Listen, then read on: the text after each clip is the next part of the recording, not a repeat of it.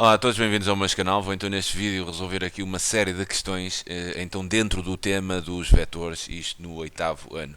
Eu vou só vos mostrar assim o tipo de questões que apresentarei então a minha resolução neste vídeo. Temos aqui esta imagem, temos uma espécie de grelha composta por triângulos equiláteros e depois teremos aqui algumas questões sobre indicar dois segmentos de retas orientados com sentidos contrários, vetores simétricos, um vetor com um determinado comprimento, aqui fazer uma translação, comentar uma frase sobre vetores equipolentes e depois aqui numa última questão trabalharei então aqui a soma de pontos com vetores ou a soma de dois vetores, ou então fazer translações de pontos ou de polígonos ali na grelha e depois ainda aqui uma composição entre duas translações. Quer dizer, vamos então, eu vou agora cortar aqui no vídeo, vou separar isto em três secções, né? Numa resolverei então a questão 14.1, isto para não estar sempre a subir e a descer, o que depois ficaria um pouco mal no vídeo. Então farei o seguinte, vou agora cortar este segmento e trabalharei então cada questão 14.1, 14.2 e 14.3 em segmentos de vídeo isolados e depois juntarei então tudo no mesmo. Então, quer dizer, dito isto, vou então começar por resolver a primeira questão. Então, até já. Bem, vamos então proceder aqui à realização da primeira linha da questão 14 sobre vetores. A questão diz-nos o seguinte: a figura seguinte é representada por triângulos equiláteros, quer dizer, todos os triângulos que vocês podem visualizar aqui são equiláteros e penso que serão todos geometricamente iguais. Questão 14.1. Utilizando então as letras da figura, obviamente com a notação adequada, né? Indica aqui na 14.1.1 dois segmentos de reta orientados com sentidos contrários. Quer dizer, importa em primeiro lugar saber o que é um segmento de reta orientado. Quer dizer, vocês já conhecem um segmento de reta, por exemplo, se eu pegar aqui em dois pontos, né? Um segmento de reta é exatamente uma linha, né? que une exatamente esses dois pontos, quer dizer, com um começo e um final. O que é isto num segmento de reta orientado? Quer dizer, é exatamente a eu dar aqui um segmento de reta que por si só já possui uma determinada direção e tem um determinado comprimento, mas eu a este segmento de reta lhe dar um sentido. Quer dizer, por exemplo, quer dizer, dar um sentido aqui ao segmento, ou seja, um segmento de reta orientado, neste caso AB, seria o segmento que vai de A para B, quer dizer, vai dar no sentido de B. Um segmento de reta orientado é exatamente darem aqui uma orientação, um sentido a um segmento de reta. A notação utilizada para segmentos de reta orientado, quer dizer, vocês assim, AB, segmento de reta AB, mas se eu quiser dar aqui uma orientação, basta colocar aqui uma vírgula no meio e isto indica-me que é o segmento de reta orientado que vai de A para B. Vai de A para B. Se eu quisesse aqui trabalhar o sentido de B para A, eu teria então que colocar aqui na primeira letra B, né, do segmento, e depois na vírgula e na segunda A. E então aqui seria o segmento de reta orientado que viaja então de B para A. Ok. Isto então é que é um segmento de reta orientado. Agora, o que eles querem aqui é dois segmentos de reta orientados com sentidos contrários. Então, o que é que nós teremos que ter, né, para termos segmentos de reta orientados com sentidos contrários? Quer dizer, para os segmentos de reta orientados terem sentidos contrários, em primeiro lugar teremos de garantir que têm a mesma direção. Por exemplo, eu ter assim aqui uma reta e ter assim aqui um segmento de reta orientado, por exemplo, que me vai de A para B, né? Então tinha aqui esse segmento de reta que é orientado assim de A para B. Um segmento de reta orientado com sentido contrário, quer dizer, podia ser este, por exemplo, que iria de C para D, né? Quer dizer, tem sentido contrário. Não precisa ter o mesmo comprimento, ok? Não precisa ter o mesmo comprimento. Podia ser maior, podia ser mais pequeno, mas, quer dizer, o sentido é que tem que ser contrário. Se este dá para ver vai da esquerda para a direita, o outro teria que ir da direita para a esquerda, daí terem sentidos contrários. Mas também, por exemplo, não precisam de estar na mesma reta. Eu até podia ter assim aqui uma reta desde que fosse paralela. Por exemplo, eu tinha aqui a reta R, aqui teria então a reta S, e vamos imaginar que R era paralela com S, E então eu podia criar aqui nesta reta S, podia também definir um segmento de reta orientado contrário a B, desde que viesse aqui da direita para a esquerda. Também poderia ser este caso, desde que estas duas retas fossem paralelas. Ou seja, concluindo, para vocês terem segmentos de reta orientados com sentidos contrários, é necessário que os segmentos de reta tenham a mesma direção, e para isso ou estão na mesma reta ou então estão em alguma reta paralela. É expressamente necessário que tenham a mesma direção. O comprimento é completamente indiferente e agora o sentido é que tem que ser contrário.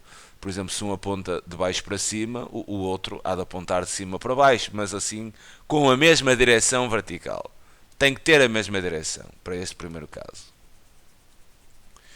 Bem, sendo assim, é uma questão de procurarem aqui na figura, quer dizer, dois vetores nestas condições.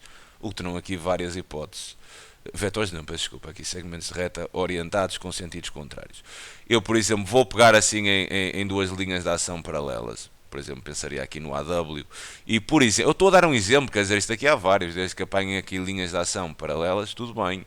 Até podiam colocar, quer dizer, na mesma linha, nem podiam estar quer dizer, se nem me quisesse chatear com esta ideia de linhas paralelas. Então, por exemplo, vou definir aqui o segmento orientado, por exemplo, que vai de A para F, né? Teria assim aqui este segmento orientado. E então coloco A, F. Estou-me a referir então ao segmento orientado, uma direção, quer dizer, com um sentido de A para F. Eu, se quisesse um segmento orientado com o sentido contrário, quer dizer, reparem do A bem assim inclinado para baixo, quer dizer, bastava até, por exemplo, podia pegar aqui na mesma linha de ação e dar um até maior, um segmento orientado até maior, quer dizer, mas que tivesse aqui o sentido contrário, se este vem a descer, o outro na mesma linha iria a subir. E então teria aqui o segmento reto orientado W para L. Okay? E tem sentidos contrários. Quer dizer, mas até podia pegar aqui nesta reta, que é paralela, que está aqui ao lado, que é paralela aqui a AW, né? E então pensaria aqui num vetor que tivesse sentido contrário ao primeiro. Okay? Não tem de ser na mesma reta. Tem é que garantir que as linhas de ação são paralelas. Okay? Mas se quiserem também podem fazer da mesma, não há problema. Agora, dois vetores simétricos. Quer dizer, estes vetores simétricos estão, de certa forma, relacionados com estes vetores de sentidos contrários.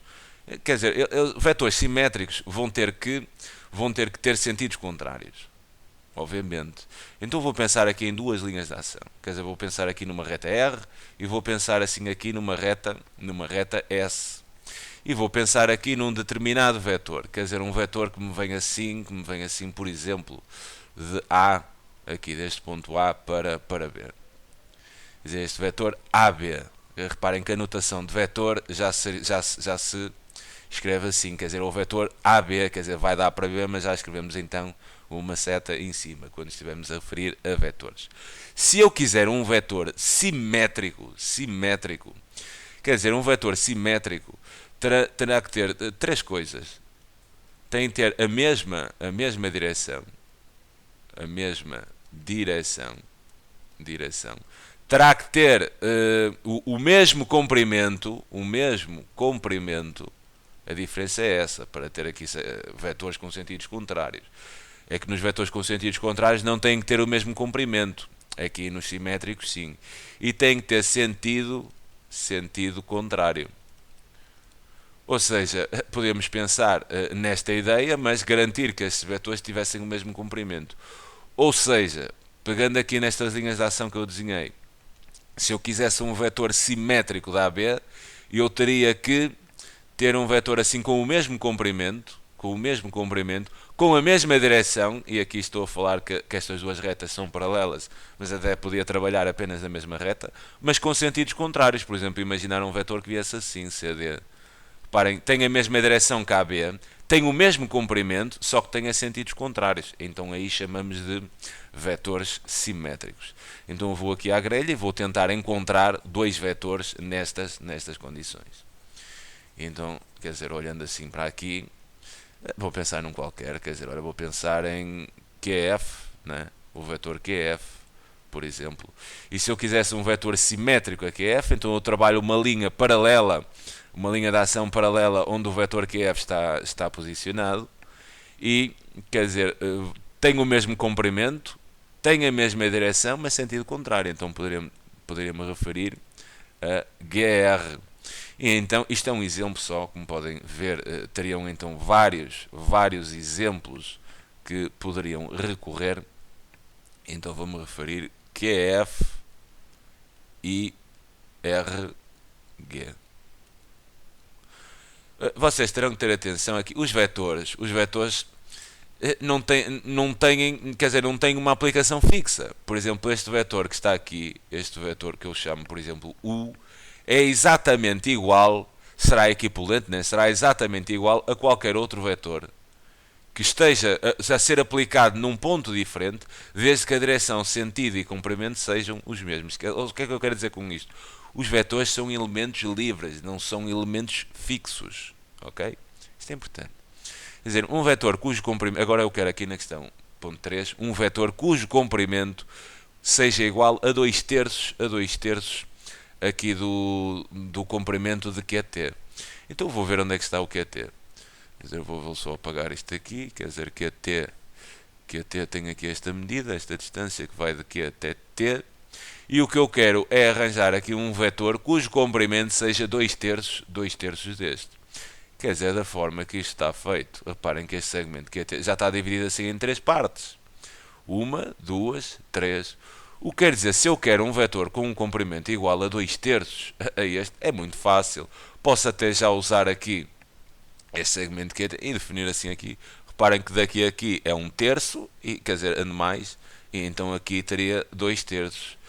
Então um exemplo de resolução poderia ser este, o vetor QS.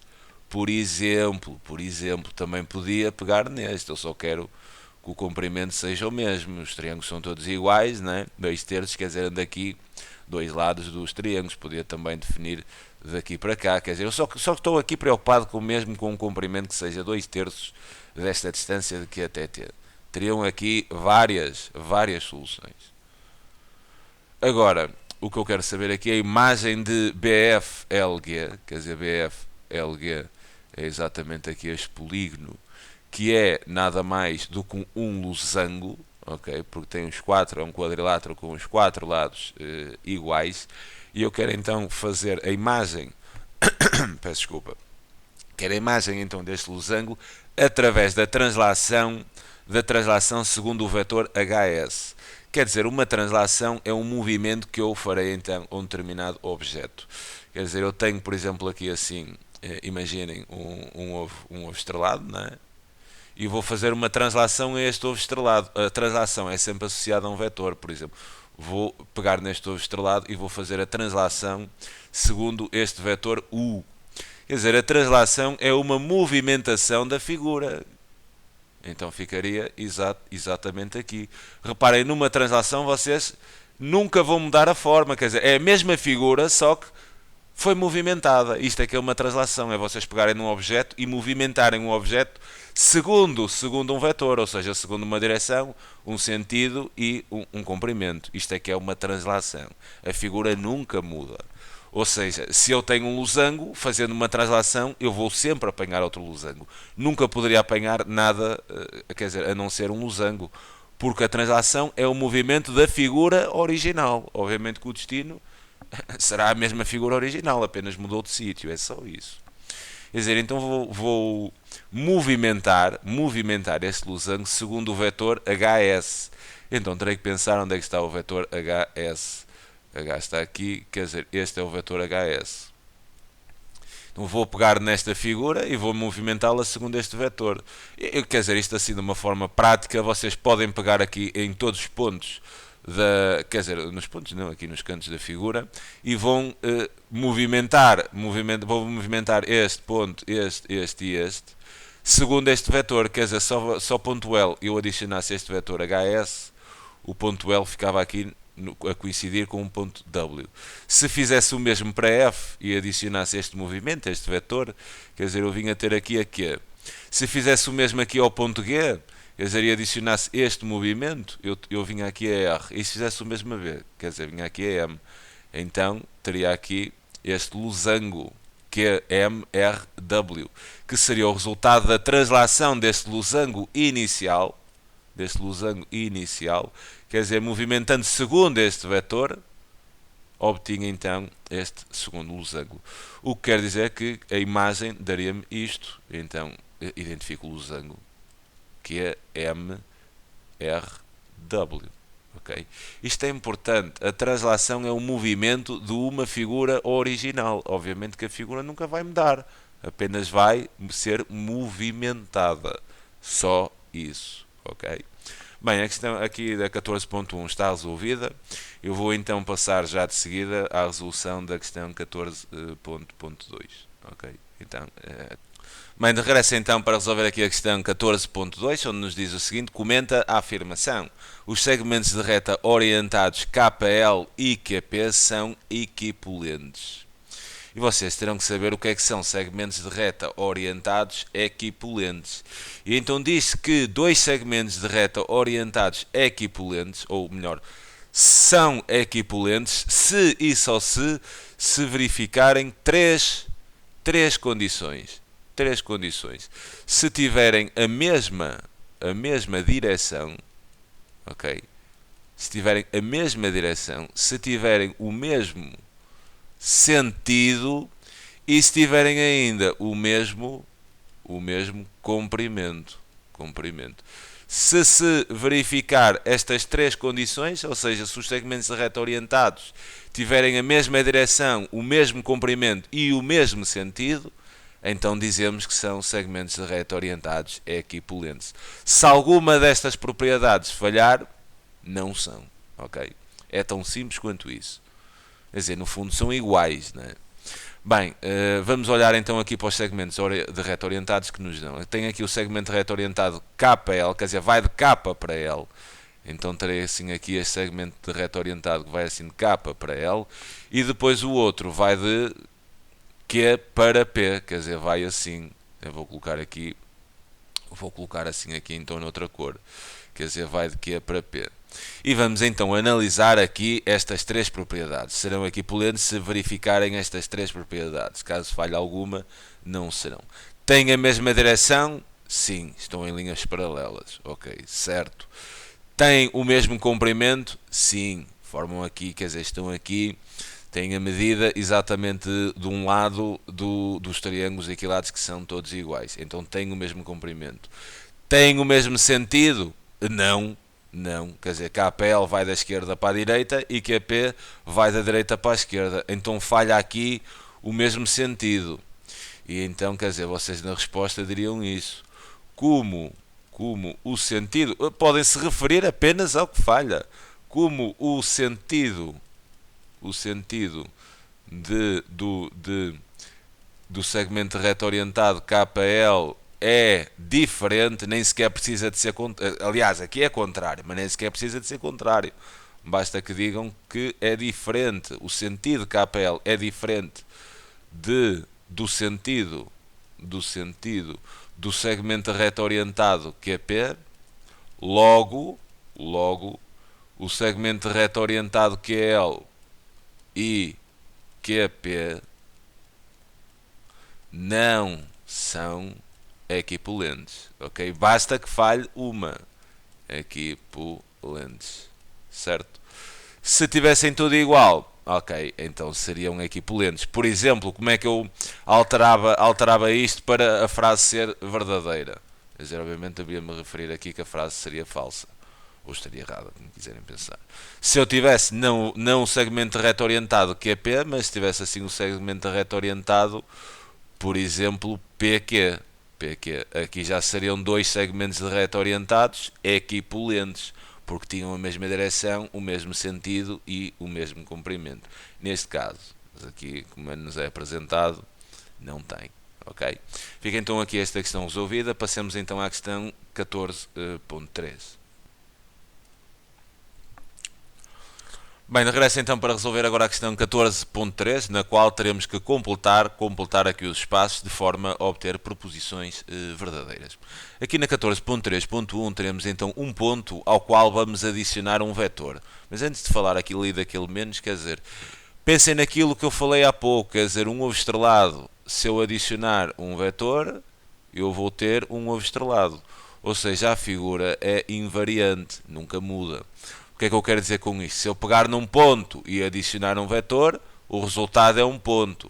Se pegar num segmento de reta e associar um vetor, o resultado é um segmento de reta. Se pegar num polígono e associar uma translação segundo um vetor, o resultado será um polígono. Se pegar num ovo estrelado e associar um vetor, o resultado será o mesmo ovo estrelado. Ok? Isto é importante para resolvermos este exercício. Peço desculpa pela tosse, mas quer dizer, com o frio ando assim um pouco doente. Voltando aqui, agora vou chamar a atenção para este menos, quer dizer, se eu tiver menos o simétrico, quer dizer, eu tenho aqui o simétrico do vetor AB, mas quer dizer, eu sei adicionar vetores, eu não sei subtrair. Nem vocês devem entrar, epá, como é que eu vou subtrair vetores? Se eu só sei juntar, eu só sei adicionar vetores. Então o que vocês devem saber aqui é que o simétrico do vetor AB, eu ter menos o vetor AB, é a mesma coisa que ter mais o vetor simétrico. E qual é o vetor simétrico da AB? É o vetor BA. Ok? Sempre que têm menos o vetor, quer dizer, transformem no vetor, mudam menos para mais, né? E transformam aqui o vetor no vetor simétrico. É o vetor que vai com as letras ao contrário, vai de B para A. Quer dizer, isto seria a mesma coisa que eu ter menos e depois ter aqui assim menos o vetor BA, certo? Quer dizer, isto daí então, menos com menos dá mais e ficaria então com o vetor BA, ok? Repara, o simétrico de BA seria AB, que seria a mesma coisa que tem aqui. Ou seja, se sempre tiverem ali o menos o vetor, trocam o menos para mais e trocam aqui a orientação do vetor, fica o vetor simétrico, ok? É assim que se resolvem estas questões quando têm menos. Ou seja, eu ter aqui este vetor menos o vetor SR, isto vai ser a mesma coisa que eu ter M mais o simétrico deste vetor, que seria o vetor RS. Ok?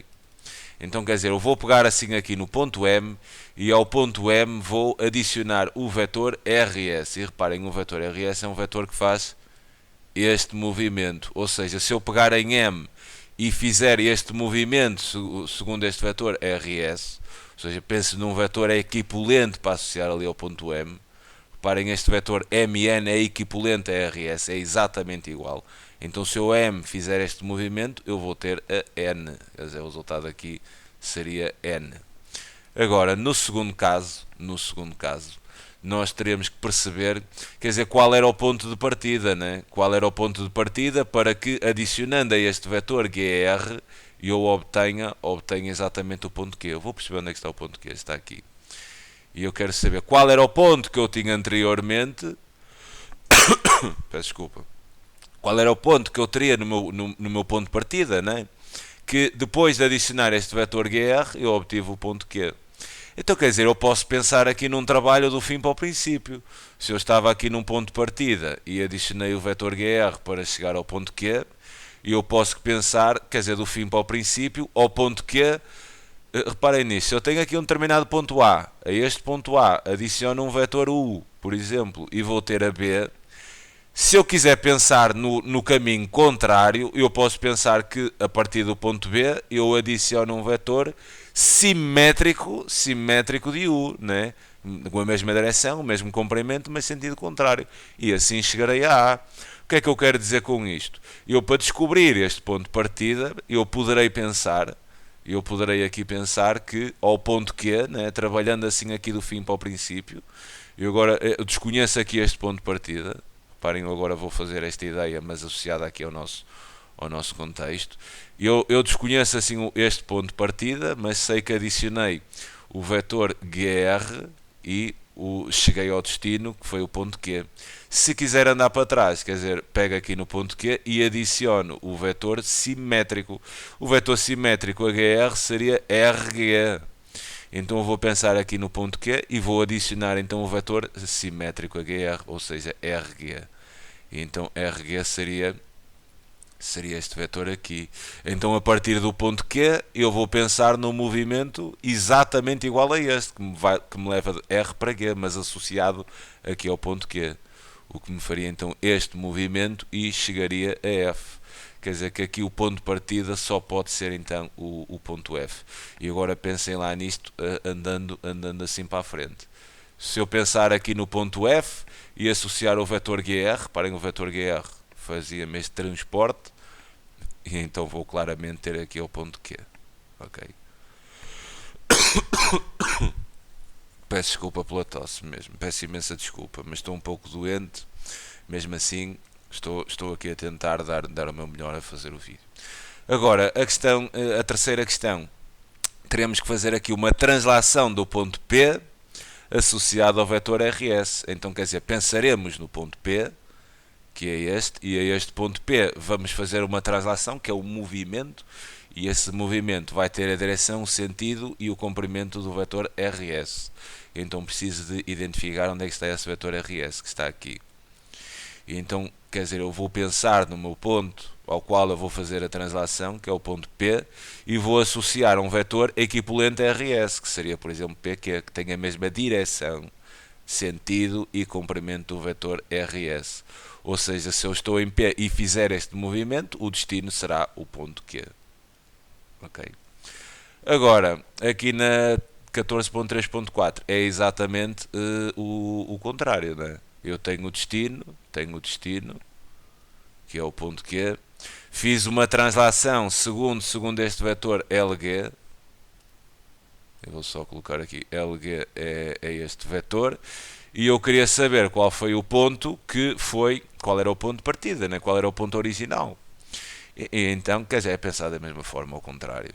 Se eu tenho o destino e sei que tomei este movimento LG para chegar a Q, então eu vou pensar em Q e vou andar para trás, quer dizer, vou pensar num vetor simétrico a LG, que seria, por exemplo, quer dizer, este vetor aqui é FK, tem a mesma direção, tem o mesmo comprimento, mas tem sentido contrário. O que quer dizer que se eu aqui ao ponto Q adicionar este vetor FK, ou poder pensar em GL, é exatamente a mesma coisa, teria então assim este vetor que me mandava para trás. Ou seja, fiz uma translação aqui do ponto V. E reparem como isto agora bate certo. Se eu pegar então no ponto V, que é este ponto V, e fizer aqui uma translação associada ao vetor LG, que é este, ou seja, se fizer este movimento, e então pegaria num vetor equivalente, por exemplo, VQ, tem a mesma direção, sentido e comprimento que LG, se fizesse este movimento, vou ter ao ponto Q, exatamente como está ali. Quer dizer, vocês podem andar para trás se pensarem no vetor simétrico. Agora, na questão seguinte, eu vou fazer uma translação de QMR, quer dizer, onde isto, obviamente, é um polígono, é um triângulo. Será um triângulo. Então eu vou identificar este triângulo, QMR. QMR, será assim este triângulo aqui. Translação de um objeto segundo o vetor dá exatamente um objeto exatamente igual àquele que tínhamos no nosso ponto de partida. Aquela história que vos falei, um ovo estrelado associado a um vetor dá exatamente o mesmo ovo estrelado. O vetor, a translação é o movimento que vocês fazem de um objeto inicial. Bem, então eu vou pegar aqui neste triângulo e vou fazer a translação segundo o vetor PG, ou seja, eu vou obter um triângulo exatamente igual a este. Então vou pensar qual é este vetor PG. PG é exatamente este. Então vou pegar neste triângulo azul e vou fazer este movimento, quer dizer, vou pegar aqui nos pontos que compõem aqui os cantos do triângulo, os vértices, e vou associar aqui o vetor. Se eu a M fizer este movimento, vou ter exatamente assim a D. Se eu a R fizer esta translação segundo este vetor, eu vou ter exatamente a I. Só ponto Q fizer a translação segundo o mesmo vetor, eu vou ter H. Então quer dizer, o transformado deste triângulo original segundo este vetor é exatamente o triângulo DHI. Ok. Agora, aqui na questão 13.6, ou melhor, 14.3.6, o que eu tenho aqui já serão composições entre translações. Bem, na primeira nem tanto. Quer dizer, eu tenho aqui, reparem nisto, vou fazer uma translação segundo o vetor MG A ao transformado, né, do ponto V segundo uma translação, ou seja, associado ao vetor Rn. Ou seja, eu aqui vou ter que fazer primeiro, vou ter que aplicar primeiro esta translação, fazer primeiro o que está aqui dentro de parênteses, né, o resultado colocar aqui e depois fazer então esta translação segundo o vetor mg. Isto é a mesma coisa que se tivessem assim duas vezes menos e tiverem aqui, quer dizer, um cálculo entre parênteses, onde vocês terão que fazer aqui o cálculo primeiro do que está, e depois tem assim as parênteses aqui grandes, terão que fazer primeiro o que está aqui dentro destes parênteses mais interiores. O mesmo se passa aqui. Okay? Então, em primeiro lugar, eu vou fazer a translação do ponto V, vou fazer aqui a translação do ponto V segundo o vetor Rn. O ponto V está aqui. E vou ter que pensar também no vetor Rn, quer dizer, é este. Então, se eu pegar neste ponto V e adicionar um vetor equivalente a Rn, se adicionar este vetor Rn, quer dizer, seria este vetor VQ, eu vou ter aonde? Vou ter ali ao ponto Q. Vou ter aqui ao ponto Q. E agora, a este ponto Q, eu vou fazer uma translação segundo o vetor mg. E mg é este vetor mg. Então, a partir do ponto Q, eu vou aqui adicionar o vetor mg, ou um vetor equivalente a mg, seria, por exemplo, ql. E então vou ter exatamente aqui ao ponto L. Quer dizer, então aqui o resultado dava L. Agora aqui na última questão, quer dizer, a ideia aqui de cima é a ideia de uma composição entre as lações também. Mas, quer dizer, na forma assim, entre parênteses, mas quer dizer, a ideia aqui será exatamente a mesma. Vocês têm aqui, como é que vocês devem ler este símbolo que vocês chamam a bolinha, né? O que é esta bolinha ali? Quer dizer, isto lê-se é a translação segundo o vetor QR após fazerem a translação segundo o vetor NM, isto relativamente ao ponto H. Ok? Isto lê-se após, é fazerem a translação segundo o vetor GR, após fazerem a translação segundo o vetor NM, isto do ponto H. Reparem, é esta translação após esta, o que quer dizer que esta há de acontecer primeiro, porque é esta após esta. Ou seja, vamos então fazer em primeiro lugar a translação do ponto H segundo o vetor NM. Temos aqui uma composição de translações. Fazemos após, reparem, esta, após esta. Então quer dizer que vamos fazer esta primeiro. Então vamos fazer o ponto H que está aqui, e vamos fazer aqui uma translação do ponto H segundo o vetor NM. E reparem que o vetor NM é exatamente este aqui, NM. Então, se ao ponto H eu adicionar aqui o vetor NM, ou um vetor equivalente aqui é NM, seria, por exemplo, o vetor HG. Quer dizer, se eu adicionar aqui, se fizer um movimento, né, se fizer este movimento, segundo esta direção, segundo este sentido e com este comprimento, eu vou ter exatamente H. E então, quer dizer, e agora vou pegar aqui e vou fazer a translação, quer dizer, eu até vou escrever, agora faço a translação de QR, mas do ponto G, ok? No fundo é a mesma ideia que tem aqui na linha 6, é fazerem esta translação após fazerem esta primeira. Então vou pegar aqui no ponto G agora, vou pegar assim aqui no ponto G, e vou ao ponto G adicionar o vetor QR, quer dizer, o vetor QR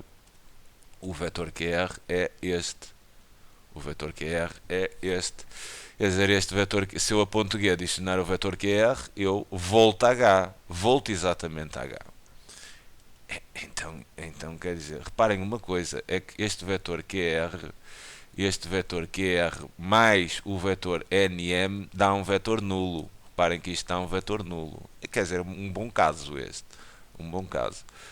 Reparem só nisto para mesmo terminar o vídeo, que já vai longo. Eu tenho aqui este vetor QR. E depois vou adicionar o vetor NM. E reparem aqui numa coisa. É que este vetor QR e este vetor NM, quer dizer, são vetores simétricos. Têm a mesma direção, têm o mesmo comprimento, só que têm sentidos contrários. O que quer dizer que a soma de dois vetores simétricos dá um vetor nulo. Dá exatamente um vetor nulo. Sempre que vocês adicionam dois vetores simétricos, o resultado é um vetor nulo. Quer dizer, se eu pego assim aqui num objeto, levo para cá E depois adiciona um vetor simétrico, adiciona um vetor que é simétrico deste primeiro, então ele traz-me de volta. Se me traz de volta, quer dizer, é como se não tivesse saído do sítio. Daí esta composição de translações a retomar o ponto H, porque vocês no fundo vão pegar no ponto H e vão associar ao ponto H a soma de dois vetores simétricos, o que dá um vetor nulo, quer dizer, o resultado só podia ser H. Fica então aqui a sugestão de resolução. Eu já sei que o vídeo vai um pouco longo, mas quer dizer, também eram várias questões. Também está global. Penso que aqui se trata um pouco de tudo o que vos pode sair sobre vetores. Peço desculpa por um pouco de tosse. Peço mesmo desculpa, mas estou assim um bocado doente, mas nada me impede de trabalhar. Ok? Espero que tenham percebido. Alguma questão deixem então nos comentários. Estão à vontade para isso. Espero ter sobretudo ajudado e fica já um grande abraço então para todos vós e até o próximo vídeo, ok? Tchauzinho.